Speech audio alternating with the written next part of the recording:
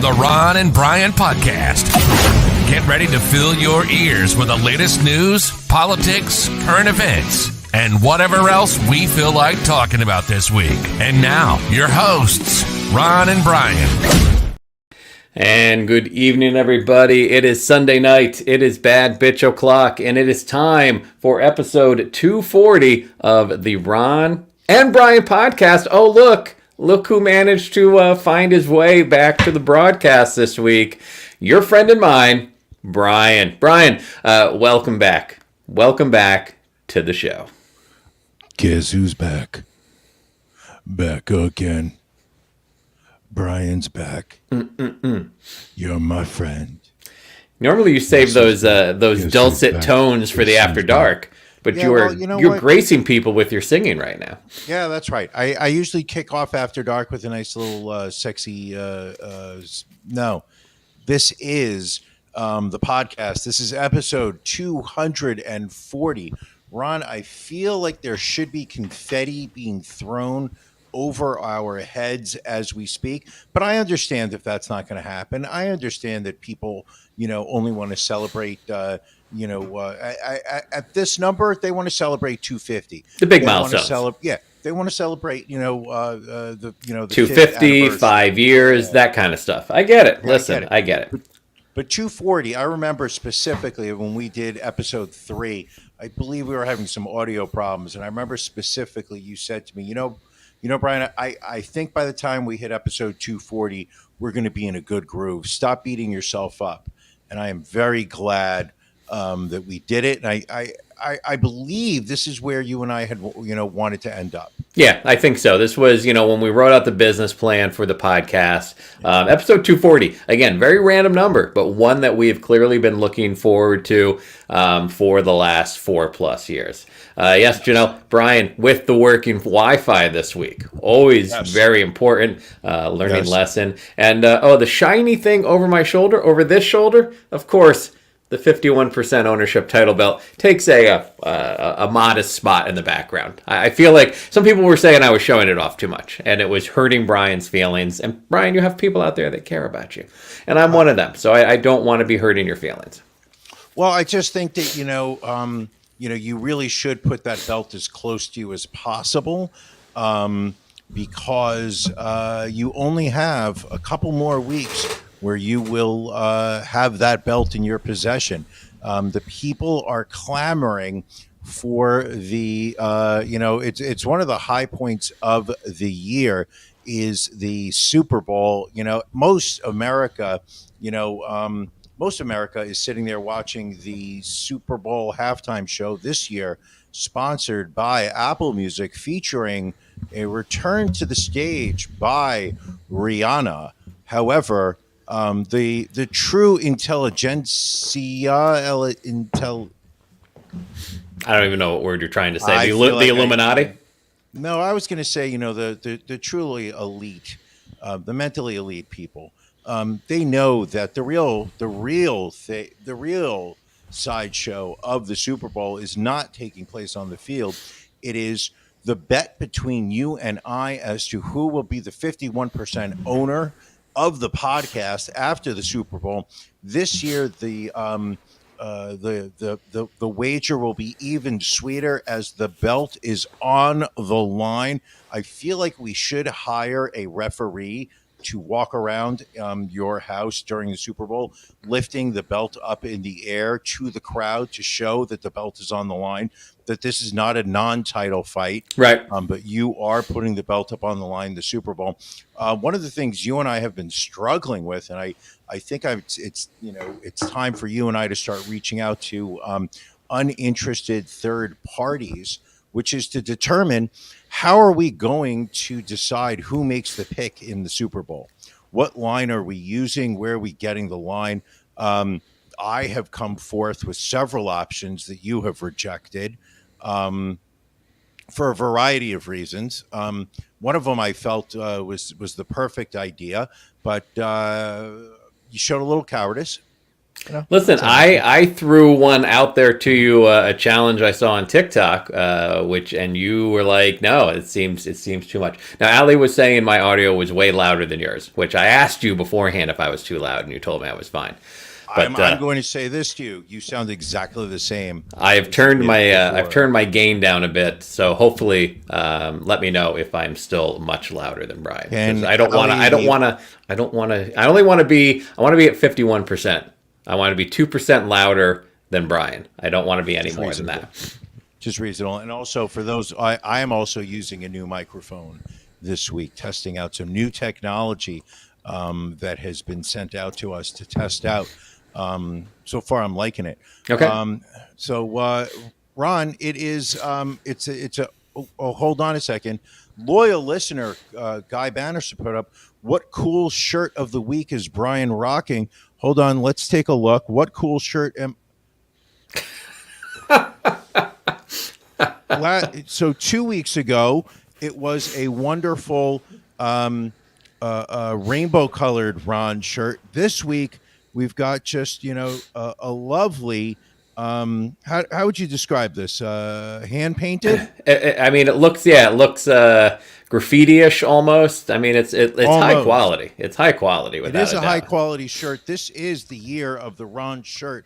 I'm going to see how many shirts of Ron I can get my hands on. This is shirt number 2, so we'll see where we go with that. All right. Should we get things? Maybe it's the gain on your microphone. People are saying that you're still more quiet. Well, we'll see. We'll see. All right.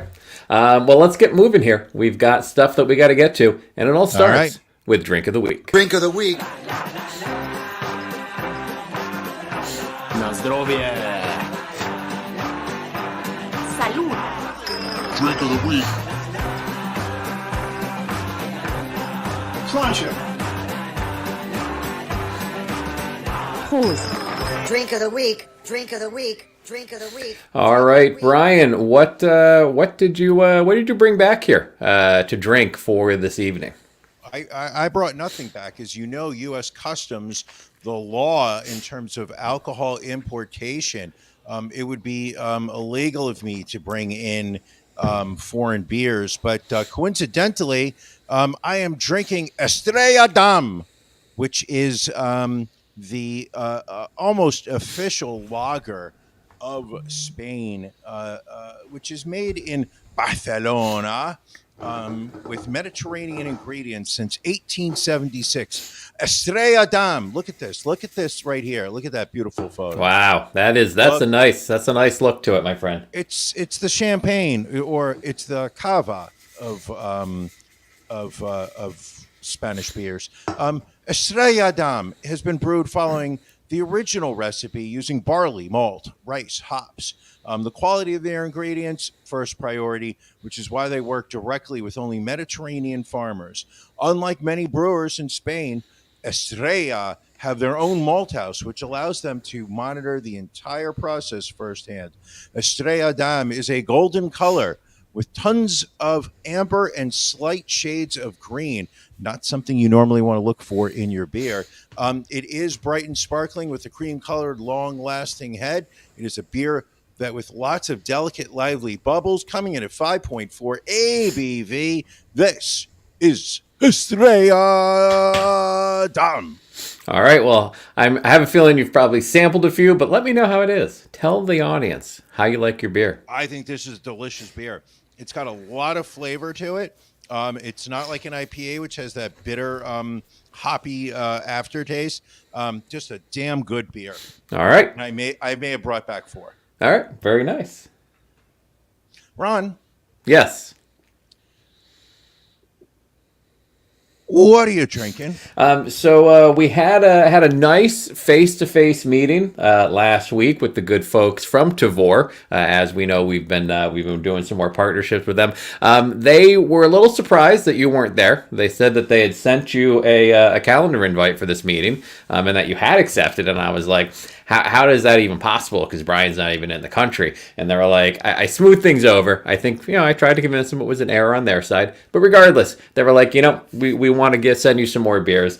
And so we're going to do another Tavour sampling this week. This is a partnership ale. This is from Urban South Brewery out of Houston, Texas, and Brewmate. This is Watermelon Sour Patch. This is a fruited sour with watermelon sour gummies, and vanilla ice cream. So I'm a little frightened by this one. I'm not going to lie. It's a nice size can, though. It is clocking in at 6.0 ABV. Ooh. It's cloudy. It looks a little chunky, but we'll see. What do you mean by chunky? Because chunky is not something that I want my beer to be described as. So this it's sour. I'll give it that. Mm-hmm. Not really tasting watermelon. Not really tasting vanilla ice cream.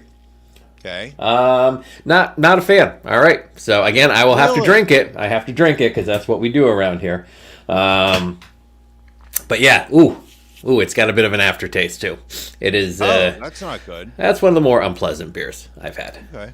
More sour than flavor. Exactly, Billy. More sour than flavor because there's really not a lot of flavor. There's an aftertaste. I can't put my finger on what it is.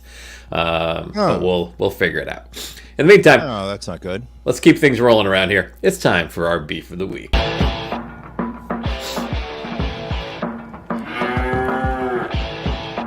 Ron and Brian's beef of the week.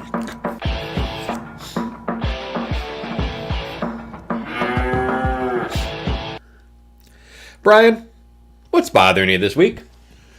Ooh, this is going to get awkward. Okay. It's going to get real awkward.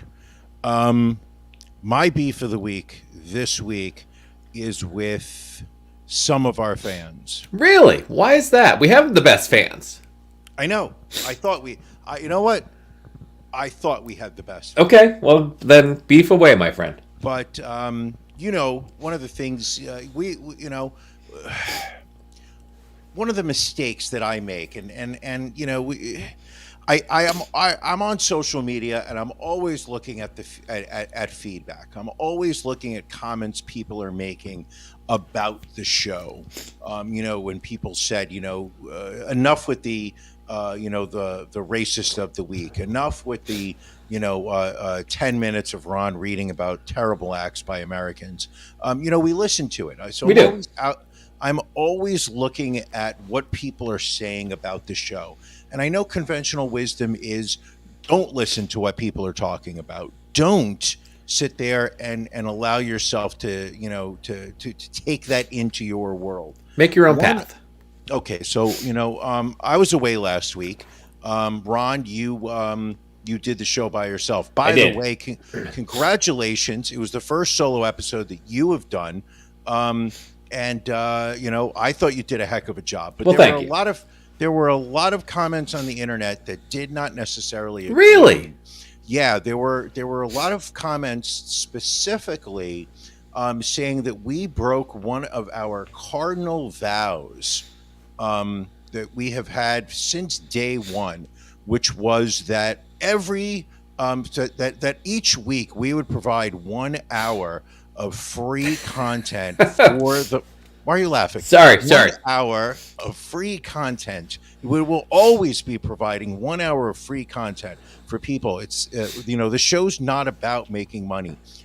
For those that want to help us offset some of the costs that we incur, we do have After Dark. Ron, you'll be plugging it later. Sure. But we have prided ourselves on always doing 1 hour, at least 1 hour. Some weeks, hour 5, hour 10, hour 15 minutes. We keep going.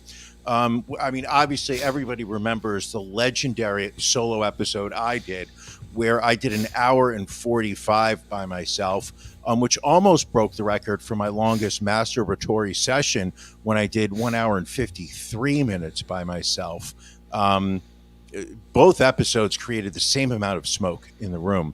However, the comments I saw last week, people were really beating you up, Ron, on only doing a 59-minute episode. People were, commenting that, that you didn't have the chops to do a full hour, that you were floundering for the last couple minutes of it, and ultimately it was the comments that I was seeing, that people were saying that we were liars. And that, what, I thought you did a heck of a job, Ron. Well, thank you. I thought you did an amazing job of holding, the banner of the Ron and Brian podcast, in the spotlight with your head up high. You can hold your head up high, as far as I'm concerned. And I just want you to know that, the people who are complaining that you only did 59 minutes last week, I believe it was 59 minutes and 4 seconds, which to me, it was, it's not about quantity, right? It's about quality. And I think you delivered A++ material for all 59. Sure. Okay. You didn't hit the hour mark. All right. Maybe, we can acknowledge that, but I think you did a heck of a job. Well, thank you. It really bothered me to see, the heat you were taking online. I know that you offline, you and I were talking, separately, and you were telling me that you were going to, shut down all your social media accounts because you were just receiving so much hate. And I'm glad that you did it. Well, you got to ignore that kind of stuff. And, I have to take responsibility, when I put together the show. And again, I understand for some people out there, preparation for a podcast may be kind of an alien concept. But I put together a tight 60 minutes of material for the podcast, and it tight just 59. But a tight 59. But it ran again. I timed a segment incorrectly, and it came in a little under that 60 minutes. So my apologies to anyone out there that feel that they did not get their money's worth last week. No, Ron, you owe no apologies. You did an amazing 59 minutes. And for those that are complaining that they didn't get an hour of it, you know what, people? You're looking at it from completely the wrong perspective. All right. Well, thank you for your defense. Ron? Yes. What's bothering you? So I guess, this is something that I guess is kind of an ongoing concern of mine. And every now and then it just kind of hits harder in a certain week. I don't know if you have things like this that you carry around, and it's an ongoing beef you have with the world, and just some weeks you can't take it. So you and I think we are termed as great Americans. We are very patriotic. We love this country. In fact, some people say perhaps, our views are skewed on this podcast because we love the U.S. so much. Like every now and then I'll text you, just out of the blue, America first. The other week you texted me, Ashley Babbitt is an American hero. So it's true patriot. And my love for this country leads me to think that in times of need like we are in this country right now, Americans need to support fellow Americans. And so I see, and again, you see posts on social media, you see Americans that are electing to take their disposable income, and rather than travel to an area within the United States to go to a town or to a community that could benefit from their tourism dollars, they will take that disposable income. They'll go international. They'll fly overseas, and they'll spend those hard-earned dollars in another country that has no ties back to America. And so as all of you out there plan your vacations this upcoming year, I would just kind of keep that in mind. How can I help the United States by traveling within, and I'm saying don't even go to Alaska or Hawaii. Keep it within the 48 contiguous states. But especially people who perhaps travel internationally, spend their dollars as euros, which I don't even know what the hell that is, or, rubles or whatever. It just, I don't know why, just this week, it just kind of, it struck a chord with me, and I just had to speak out about it. So that's all I got this week. That makes sense. Hey, Ron, I have a question for you. Yeah. Are you going on vacation in a couple weeks? We have something in the works, yes. Where are you going? Where are you going, Ron? I don't know that we have a location picked out yet. Really? Yeah, we're because your wife mentioned that she was dusting off your sombrero. Now, you know what we do, Brian, is when we're ready to go on vacation, we will sit and we will watch a marathon of diners, drive-ins, and dives, and we will figure out locations to go based solely off of Guy Fieri. That's not a joke. I guarantee you that there are couples that have literally made that their vacation. I don't want to say destinations, but that is their vacation plans, is to coordinate how many of the Guy Fieri locations they can hit. Have you ever gone to a Guy Fieri diners, drive-ins, and dives location? No, but I have been to a Guy Fieri restaurant in Times Square. I did that once.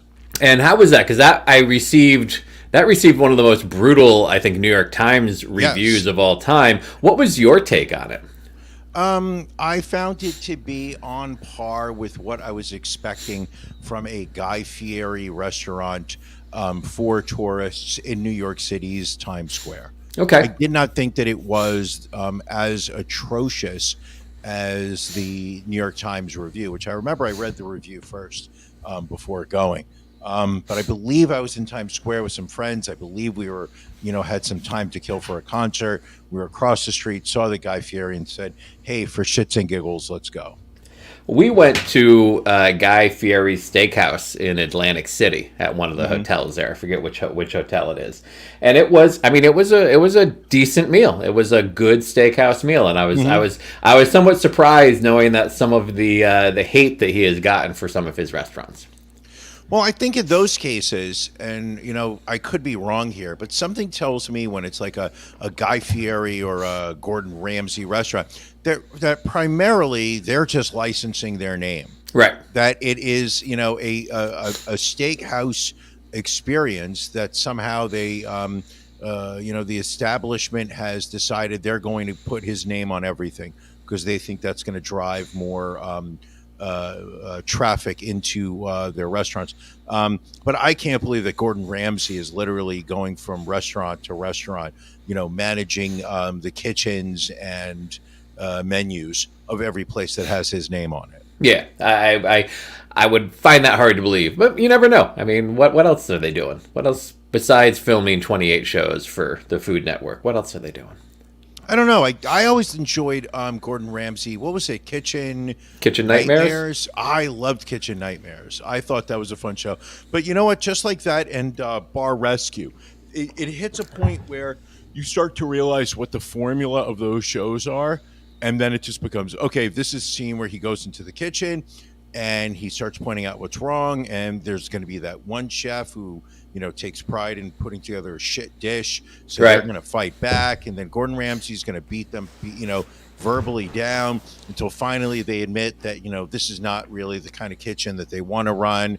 And, he makes that breakthrough. There's always that, female waitress or bartender who's drinking on the job that always gets thrown off, even though the owner is friends with her. And then it just kind of knocks. Then you realize, oh, wait a second, I've seen all this before, just maybe a different location. Right. But then it's just kind of not very interesting. So Janelle said someone sounds like they're breathing like a mini Earth Vader, which is a great reference. Not many people, if you've seen the Star Wars movies, you don't know the fringe character Earth Vader, Darth Vader's long-lost cousin, who instead of the black helmet, literally wears a globe on his head. If you read the books, you know about Earth Vader. I can't tell if you're making this up or not. I genuinely can't tell because I know that you are a Star Wars fanatic. So I can't tell if you've actually read the books or not. I may just be busting balls. Okay. Okay. All right. Let's dig into some news, Brian. Before we get to news, Ron, what are you watching? What aren't I watching, Brian? It's been a lot. So I watched. Nobody asked you last week what you're watching, and maybe if you were interested in hitting that 1 hour mark, you could have done What Am I Watching last week, because you didn't do it last week. No. So I watched Madoff, the 4-episode docuseries on Netflix, talking about the Madoff scandal and the Ponzi scheme. I would say it was good. I think the first episode's a little drawn out because you really get not only the backstory of Bernie Madoff, but the U.S. financial system in general. But if you get through the first episode, the next 3 are very interesting. So that I would recommend. I watched Kaleidoscope, another series on Netflix, which their gimmick is there's 7 episodes, each named after a color. And apparently the episode order shows up differently for different people when you log in. The only one that's consistent is the white episode is always the last episode. That feels oddly racist. White, and you have to make the white the last one. And on HBO Max, watched the movie The Menu with Ralph Fiennes and the woman from Queen's Gambit, who I can't remember, John Leguizamo, Judith Light. Where the hell's Judith Light been since Who's the Boss? She's in this movie. How's she look? Good. But yeah. Great movie. It's a horror-ish movie. I mean, not a ton of gore, but an interesting story and a very fun watch. Okay, very good. Anya Taylor-Joy. There you go. Anya. That's the name. Anya. Earth Vader. Judith Light has been on Law and Order. Is that like a French show, Law and Order? I think that's the 27th spin-off of the Law and Order universe, I guess. The Law and Order cinematic universe. Shoot. Did you watch the Glass Onion on Netflix? I did, yes. What was your thoughts on that? I watched it, was expecting not to like it, and found myself actually more upset that I actually watched it. It was I could not have expressed in better words how unhappy I was having watched it. Really? Why were you unhappy? Let me ask that first before I tell you what I think of it. Okay, because I felt like it was incredibly light fare considering the cast that they had in it. It felt like it was a very lazy script. I felt like it had not really it probably should have gone through a couple more rewrites to tighten it up, to add a little bit more intrigue. It just did not seem very it felt like at the end of it I was like, why did they make this movie? Like they couldn't have come up with a better script for this story, however you want to write it. Ed Norton, I cannot understand that at his place in his career, that he needs the paycheck to do drivel like this. Did you watch Knives Out, the first movie? I saw like half of it and then just lost interest and walked away. And again, these aren't, like, to your point, it's very light fare. Like, if you go into it just expecting it to be like just a bunch of actors sitting around not really getting into an intense story, I found it enjoyable just because I went into it with very low expectations. Mm-hmm. The guy that's Superman, Daniel Craig, what accent is he doing? Well, I don't think he's Superman. I think he was James Bond. Okay. Daniel Craig. I think these are mystery movies, and I think the biggest mystery of them all is what the hell is Daniel Craig's accent in these movies. So the other people have asked that question and not given a satisfactory answer. Correct. Terrible. I finished season 1 of White Lotus. What did you think? I liked it. Yes. I liked it. I found it enjoyable, and I plan on watching season 2. Season 2 was good as well. Season 2 starts off a little slow, but definitely gets better. I felt season 1 also started off somewhat slow, Sure. and William Esquire just lost some points in my book. I would love to hear what was enjoyable about it. It made me angry. And then today on the plane, I went back and watched Star Wars Rogue One. After having watched Andor, that was the TV show Yeah. recently? Yep. Andor, which told the story of Cassian. Could be. I don't remember. But it was the story that show was about him getting pulled into the resistance. And here's the episode where, or the movie, about how the resistance gets the schematics for the Death Star. There was a cameo in that movie by Mini Earth Vader, which was, it was when they were talking about the Death Star. Mini Earth Vader comes in with a little shotgun, and he starts to do the death grip with his hand. Unfortunately, all he did was cause climate change. So we'll remember that. See, I remember Mini Earth Vader from episode 5 of Andor, where he's in the background when they're in the Waffle House in space. I just, again, it's fan service. It's nothing but fan service. But again, I enjoyed. I mean, Billy enjoyed Knives Out. I enjoy Mini Earth Vader.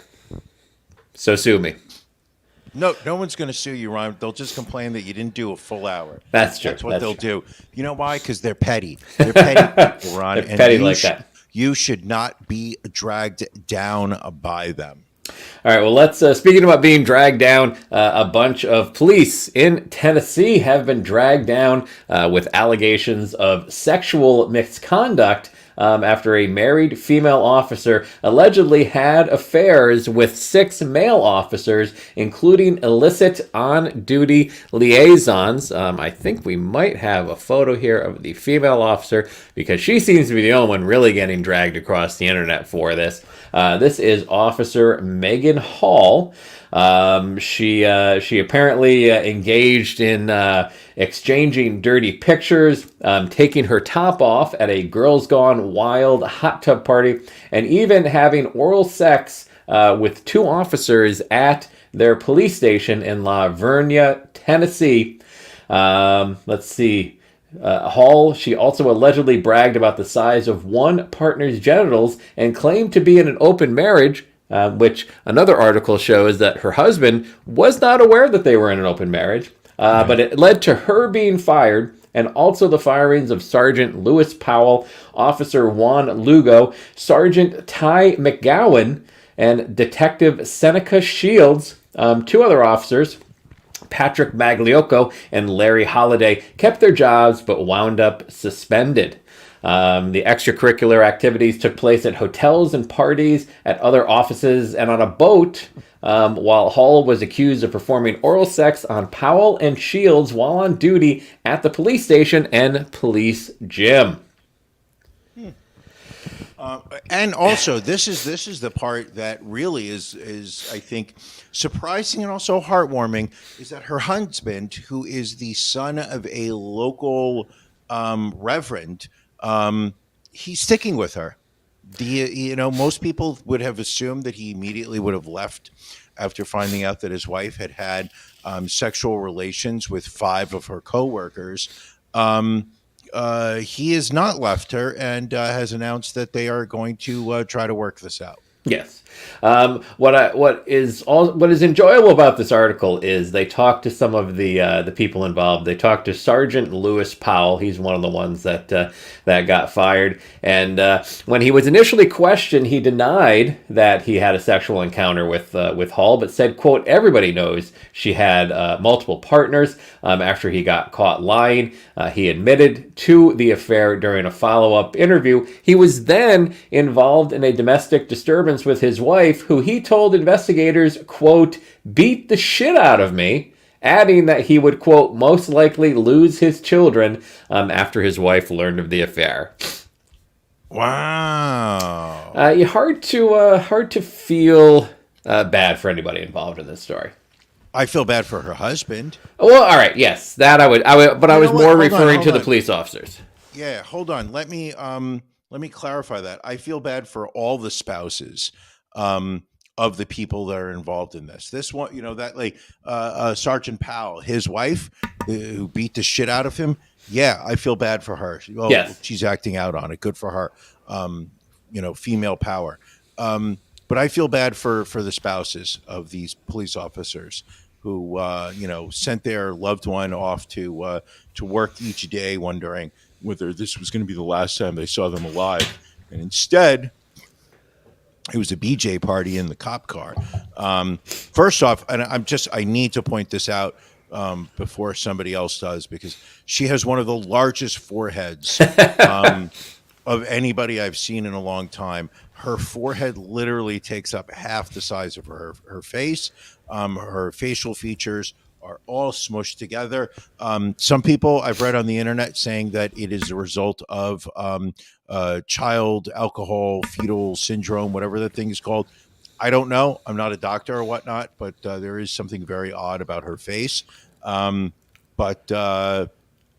Yeah, I can't help it. I am fixated on the size of that forehead. If there is anybody looking at this screen right now, which is why people who are who are listening to this on the audio format, we love you, but you're really missing the video portion of the podcast. You don't see us dancing during Drink of the Week. You don't see the way Ron grimaces when I start using words that don't exist.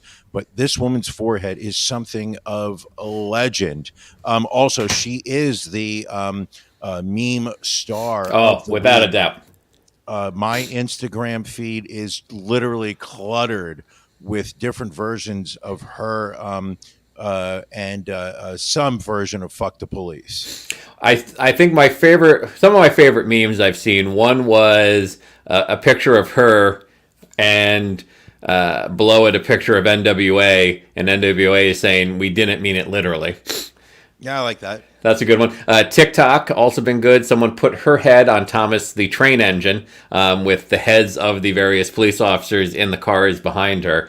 And then, of course, just a video of her while they played that "Don't Fuck Your Coworkers" song repeatedly in the background.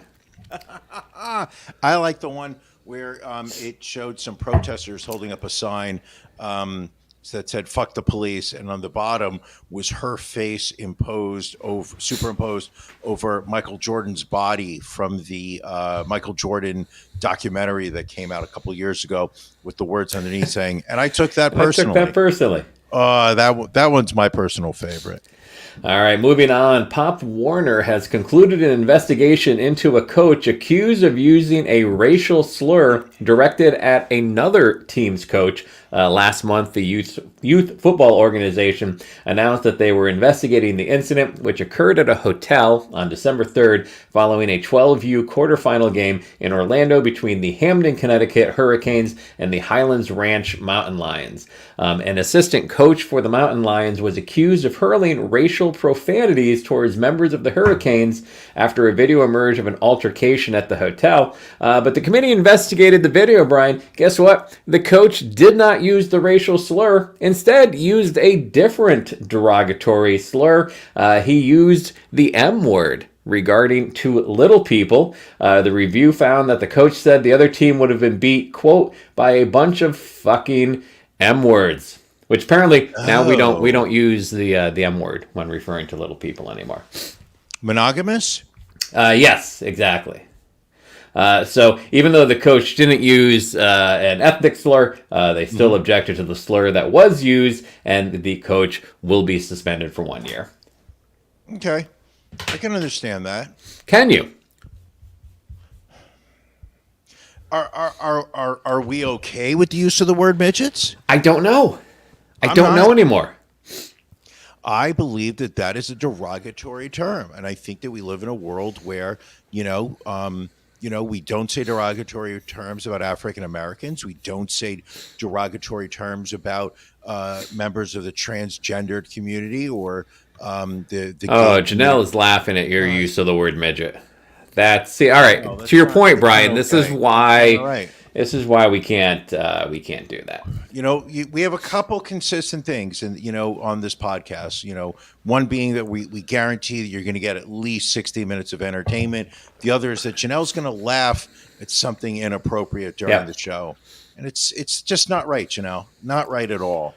I'm sure a lot of people. I have a question. So if you saw a height challenged person approaching you, would you use the M slur? Well, I don't think I would. I'd use their name probably. Would you point at them and start laughing? I'm not like that, Brian. I'm not a vicious person. Only when it comes to the title belt am I vicious. I'm gonna get that belt, get that belt, get that belt. I'm gonna get that belt. That belt's gonna be mine. Here's my question to you, because we're doing a podcast, which is basically a stationary medium. Why did you feel the need to purchase a microphone like you're a stand-up comedian walking the stage? Because my goal at some point is to be doing some other forms of entertainment. If you, I appreciate that you think that that this microphone is purely going to be used for the podcast. Ron, one of the things that people have complained about the podcast over the past year is that under your stewardship, it has become stagnant, stale. And when I win in 3 weeks and take on, or is it a full month? It's 3 weeks, right? It's a month. It's 4 weeks. Yeah. When I win the Super Bowl bet in 4 weeks and become the 51% ownership, this podcast is going to expand. It's going to become 4D, and it's going to become how do I say this? Not stationary. Not stagnant. This microphone was also $50 cheaper than a Blue Yeti. So all right. I figured, and it also, this one is takes up much less space. So I plan on having one microphone. So this way I don't have to keep bringing back microphones back and forth between my corporate housing and my apartment at home. Makes sense. Brian, I'm sure a lot of people saw the news today. The tragic. I saw the news today. The tragic airplane crash today in Nepal early Sunday morning. It was a 27-minute flight across the country of Nepal. So far, 68 people out of the 72 confirmed dead, 4 people still unaccounted for. But probably the craziest thing, and you had to figure this was going to happen eventually, is someone was recording, or I guess broadcasting, a Facebook Live from the plane as it was making its descent to land, and actually captured the crash of the plane on their Facebook Live. It's kind of tough video to watch. They're looking out the window, and again, this is why. Warning? What's that? Should we do a trigger warning right now? Because this Possibly. plane is going to crash. We're watching right now this gentleman sitting with his friends. You can see it's a small plane. It's not a. Now, And then you hear. Why isn't he holding the camera more steadier so that we could? Oh, now it's just on fire. Right. So so they showed on the nightly news tonight. They showed video from a security camera how the plane was coming in and then banked sharply about 90 degrees to the left before dropping out of camera range. So I assume that's when people started screaming, and it sounds like crashed almost instantaneously. Mm-hmm. Again, was about a mile from the airport at that point. Now, what I found interesting is you could, if you watch the last couple seconds of that video, you see a wall of flames. Yes. And that which starts to dissipate rather quickly, which seems to send the message or the implication that the jet fuel from that airplane has melted steel beams, which we know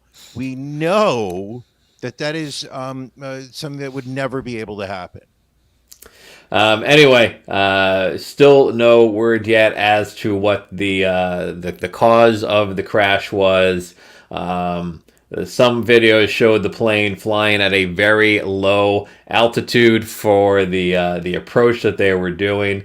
So we will wait to hear more information. Brian, your hand looks pretty bad. It's pretty beat up. Would you like to talk about why is it so bruised and yellow? I'll be taking an X-ray of my hand tomorrow. one thing so it really does look fucking terrible right now. Holy shit. Yeah, you're right. Okay. So, Ron, you can cough if you need. You can sneeze. This is I did just sneeze. As many people were asking, you can't take me anywhere. You are absolutely correct, I tried skiing this week for the very first time in my life. I was with the lady, and she wanted me to go ski, and I said I would only go skiing in a very controlled environment. And she said, "Well, of course, you take a class, and you take a beginner's class." So I took a total of 3 classes. The first one was with a group of 2 other people and an instructor. Not to be shocked, Ron, I am not I did not take to it. Right. I was not a natural at skiing. I did not learn any skills during my first class. So I decided the next day, because I'm not a quitter. I know a lot of people think I'm a quitter. I don't think you're a quitter. So the second day I went back and I decided I was going to sign up for a one-on-one class where it was not going to be me watching 2 other guys pick this sport up quickly, that they were going to. So I did a one-on-one class where I was a little bit better and I was feeling a little bit more confident, which was really just me going straight down, French frying, and then pizza, and then French frying pizza. Right. That literally was all I did on a very almost slight angle. The third day, the instructor, once again, I paid for a one-on-one class. Same instructor as my second class, and this one at the end of it. So it was a 2-hour class, and with about 20 minutes left, he started to try to teach me how to make a turn, so that instead of pizzaing, you could turn so that it would slow your speed down. And unfortunately, with about 15 minutes left in the class, he started to turn. My body continued to go straight, further away from him. Right. I tried to pizza, which suddenly, because I wasn't doing it very well, and we were on what I felt was more of a steeper hill than I was comfortable with, I started to turn wildly to the left, to the point where he was no longer in position to be able to stop me from going out of control. Right. So I panicked, and I did the one thing they tell you not to do, which is to lean back and try to break your fall. What they teach you is, if you're falling, just fall. Right. Just accept that you're going to fall. Right. What did I do? I threw my hand out and landed on my right hand. As you can see, it would appear that my right pinky finger, I couldn't tell in person, but looking at it on the screen right now, it appears to be very yellow. Yes, it does. And then if you look on the back, you can see just the discoloration of the hand right here. I'll be going for an x-ray tomorrow, just to see that it's not broken. Would not be surprised if it is. The pain is real. I think we have some video of you attempting to ski here. Let's watch this here. I don't know why the graphic says Vinko Bogotaj, but this is you trying to do a jump. Very impressive. You're looking good. So, and there you go, crashing off to the side. And there we see you landing on the hand right there. Yeah. Okay. Well. Oof! Oh, just wow! We have like what the hell's going on with this YouTube video? We've got like Inception going on with our video feed. Oh, this is crazy! All right, let me.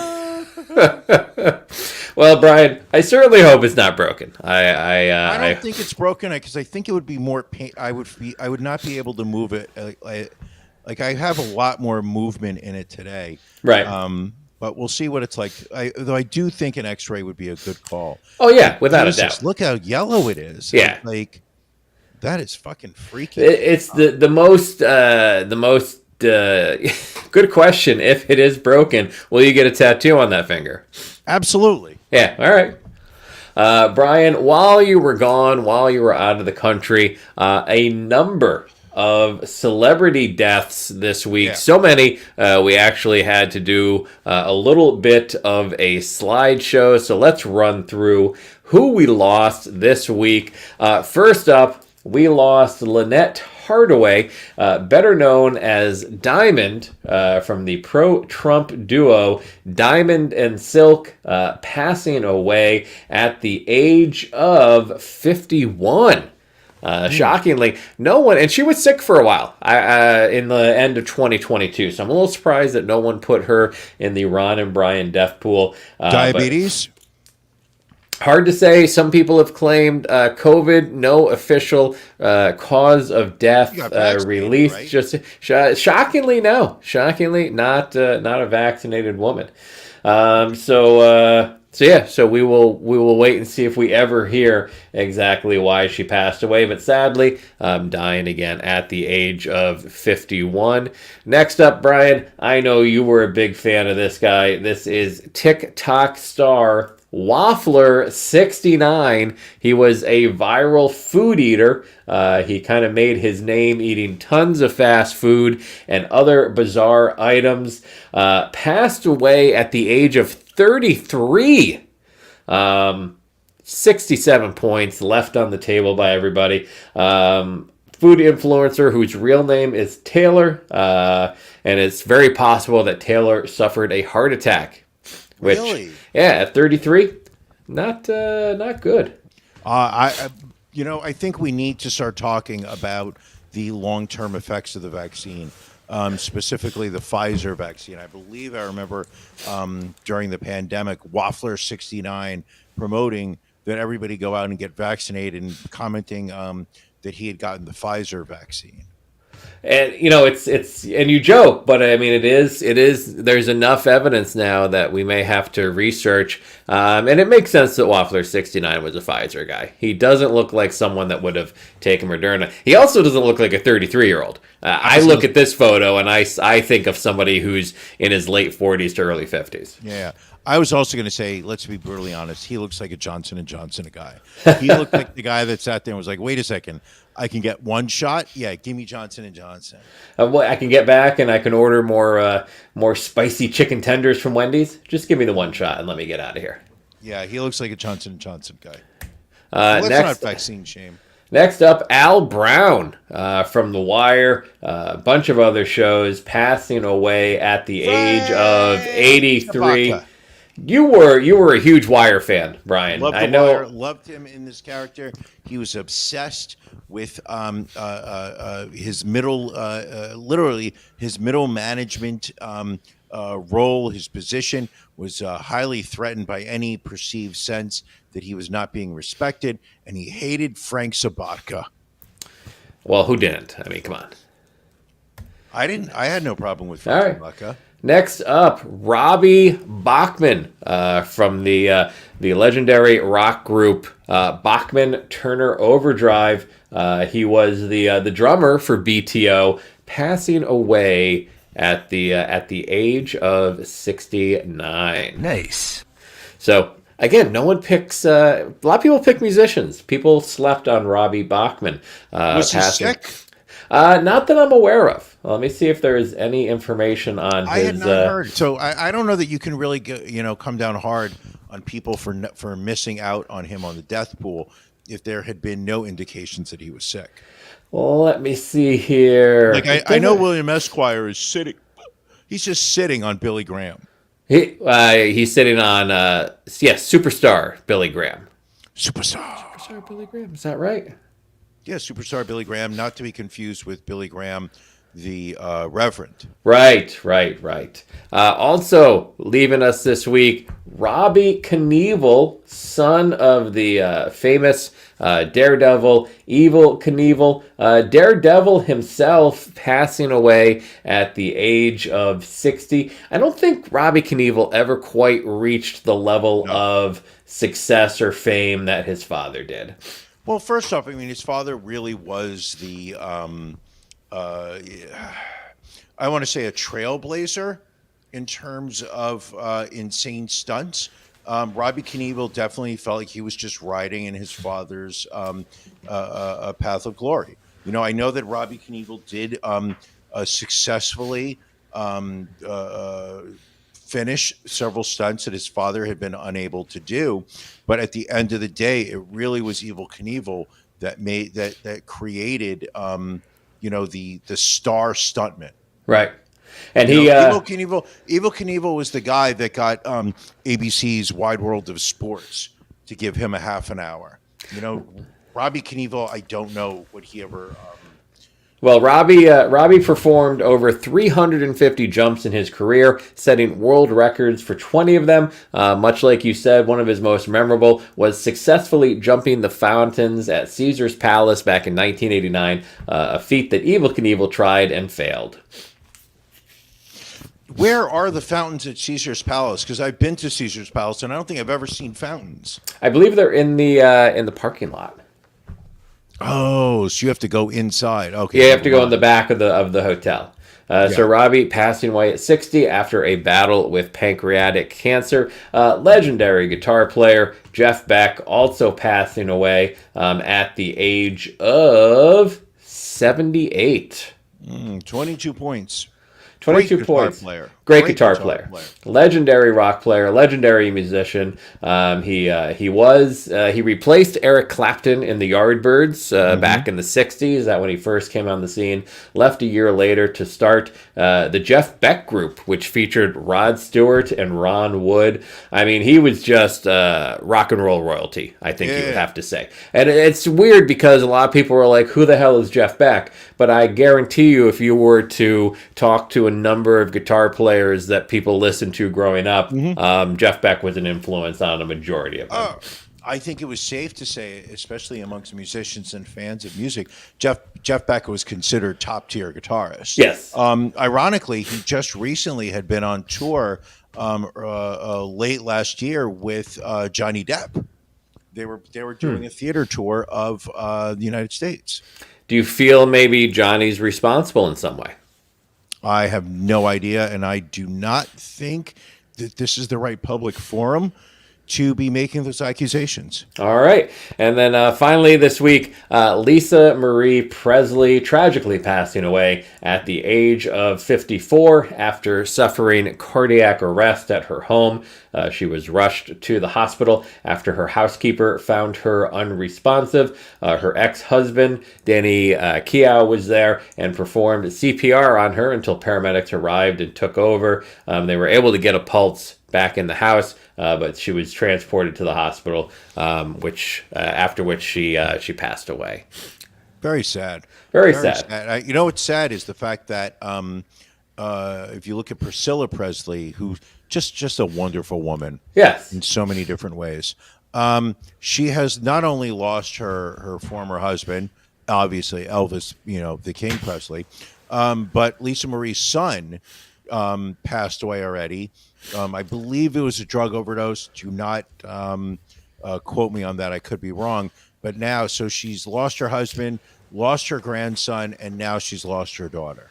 That is a lot of death. It is. That's a lot of death for somebody to have to deal with. Very sad. And also sad, no one in the death pool 2023 has collected any points. Brian, speaking of which, are we able to declare a winner in the 2022 death pool? We had the protest, we had the lawsuits. I feel like we've finally gotten all of that straightened out. Well, we did receive the official email from Ernst & Young, the official auditors of the Ron and Brian death pool, and they did declare a winner.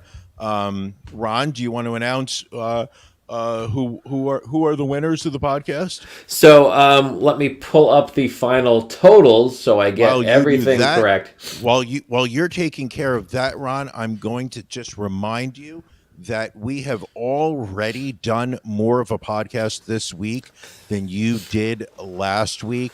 And I want you to understand that you can hold your head up high. There's absolutely no reason for you to feel shame or to feel less than, not enough, not good enough. Champ? You have something to say, champ? All right. Well, first place in the 2022 Death Pool, fan and friend of the podcast, Jocelyn P., coming in with 81 points. Obviously, her big one was Aaron Carter, getting her 66 points, but she also picked Nichelle Nichols and Queen Elizabeth. So not only did she have the most points, but she also picked the most correct deaths with 3. Coming in second place was me with 66 points with Aaron Carter. We tossed that out. So we actually have a tie for second place between Janelle with 37 points and Max M with also 37 points. Janelle got there by picking Olivia Newton-John and Philip Baker Hall, while Max picked Queen Elizabeth, and he was also the only one to pick Ray Liotta. So the shocking death there. And then coming in, Philip Baker Hall. He was the postman on the postal inspector on the library inspector on Bookman on Seinfeld. She picked that dude? She picked Bookman, yes. Wow, interesting. Max picked, we already talked about Max. Third place, defending champion Andrew H. coming in third with 18 points. He made the board right at the end of the year with his pick of Pele. So those are our top 3. Congratulations to the winners. Brian, will we have this year's champ on the podcast as is tradition? I believe she will be on the show a week from today. All right. To discuss her strategy in making her picks and to officially receive her her winnings. I believe, if I'm not correct, based on Facebook, that she was recently cited at the happiest place on earth.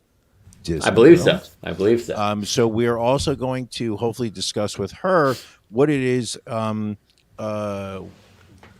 to be an adult visiting Disney World, because we've recently had a lot of articles. People 2 weeks ago, I think we had a $180 shot of brandy, and also people that were going into debt so they could go to Disney World. All good questions. Brian, also, while you were away out of the country, were you aware that Boston released a new $10 million sculpture of Coretta Scott King and her civil rights leader husband, Martin Luther King? Have you seen it yet? Boston. That was, but have you seen the artwork yet? I've heard that there was some controversy, but I do not. I did not follow.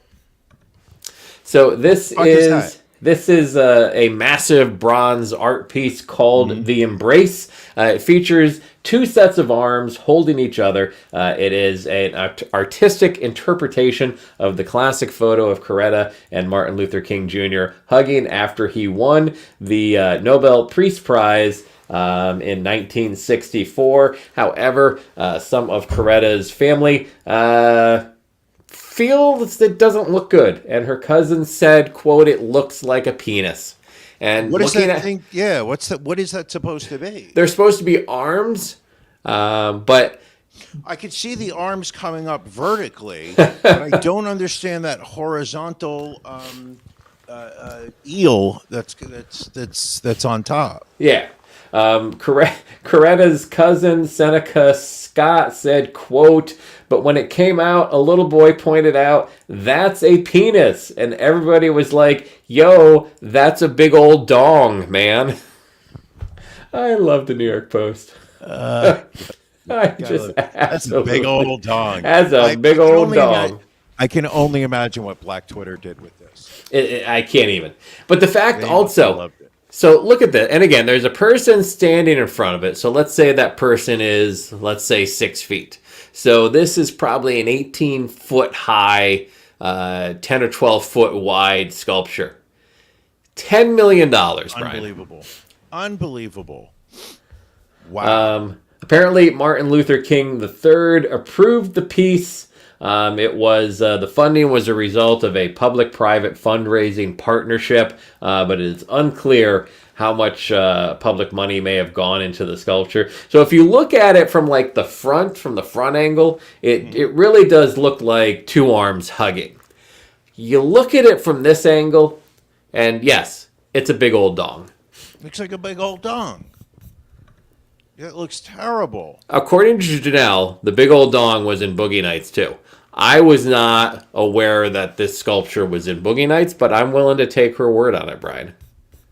Well, I think, Janelle is, she is an expert on all things EB related as well as Black Dong related.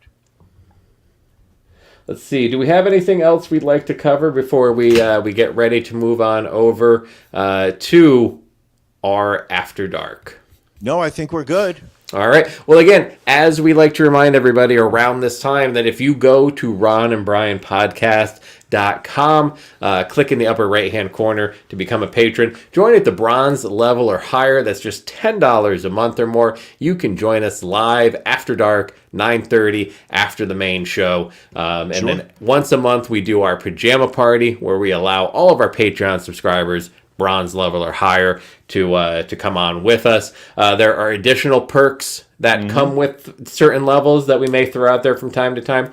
For example, Brian gave his very special NFL lock of the week to our titanium level subscribers. And again, kudos to you for continuing to be consistent with this. You picked the Giants over the Vikings. You told the listeners, you were like, you know what?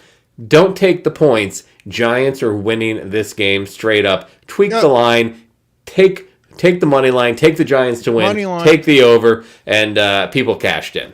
I mean, I think with the kind of money, you probably could have bought a bunch of dried Spanish ham with the money that you won off of this. Or some people could have bought some dried Spanish ham and snuck it in their suitcase. Oh, very nice, very nice. Welcome back, Brian. As I said last week, it's great seeing you. I did the podcast. It wasn't quite the same doing it without you. I don't want to have to go through that again, so I'm glad you are back. I hope you feel the love and the welcoming from everybody having you back here. It's great to be back in America. And one thing I would like to tell people is that, when you live in America, you are living in the greatest country on this planet. Go ahead. I'm going to give you some background music. Okay. And I think it's really important that Americans who do have the disposable income travel outside the country, see how other people on this globe live. Let them experience what it is like to see an American, to interact with a good American. And I think it's just it's important that you get outside of your little world in suburban Philadelphia, and you see, how the Catalans live and how the Basques are, and you get up there at 1,800 meters in the Pyrenees Mountains. Ron, have you ever been in the Pyrenees? I have not. And be able to look out and know that France is on the other, side of that ridge, and to be able to experience other people's cultures and their foods. Tonight on After. Well, I think the people have spoken, Brian. But yes, you have a point of some sort. We're back. Good to be back, Ron. Good to be back. Good to have you back. Patreon folks, we will see you in about 20 minutes. Everyone else, we will catch you next week. Thank you for joining us on the Ron and Brian podcast. We're live each week on YouTube, Facebook, and Twitch. You can find prior episodes, links to our social media, and everything else Ron and Brian at ronandbrianpodcast.com.